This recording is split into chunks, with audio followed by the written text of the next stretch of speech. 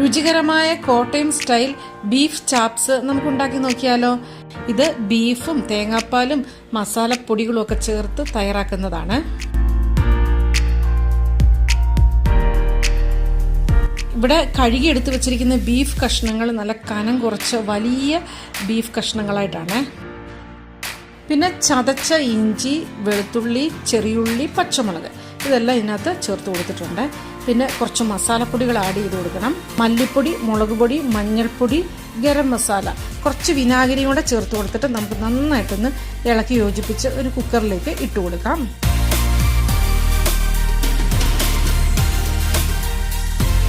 ഒന്ന് വേവിക്കാൻ വെക്കാം.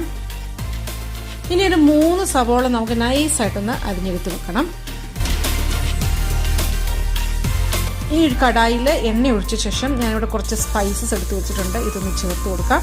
ഇതിലേക്ക് നമ്മൾ അരിഞ്ഞു വെച്ചിരിക്കുന്ന സവോളയും ചേർത്ത് കൊടുക്കാം. ഇനി നന്നായിട്ടൊന്ന് ബ്രൗൺ കളറാകുന്ന വരെ നമുക്കൊന്ന് മുരിച്ചെടുക്കാം.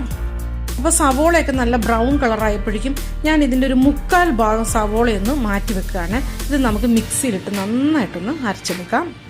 ബാക്കിയുള്ള സവോളയിലേക്ക് നമ്മൾ മല്ലിപ്പൊടിയും കുരുമുളക് പൊടിയും ചേർത്ത് കൊടുക്കുകയാണ്. ഇത് നന്നായിട്ടൊന്ന് മുരിഞ്ഞു വരട്ടെ. നമുക്ക് കുറച്ച് കറിവേപ്പിലയും ചേർത്ത് കൊടുക്കാം. ഇനി നമ്മൾ അരച്ച് വെച്ചിരിക്കുന്ന സവോള കൂട്ടില്ലേ, അത് നമുക്ക് ചേർത്ത് കൊടുക്കാം. ഇനി ഈ അരപ്പൊന്ന് എണ്ണ തെളിയുന്നവരെ ഒന്ന് നമുക്കൊന്ന് വഴറ്റി കൊടുക്കാം. എണ്ണയൊക്കെ ഒന്ന് തെളിഞ്ഞ് വരുമ്പോൾ നമുക്ക് വേവിച്ച് വെച്ചിരിക്കുന്ന ബീഫ് കഷ്ണങ്ങൾ ചേർത്ത് കൊടുക്കാം.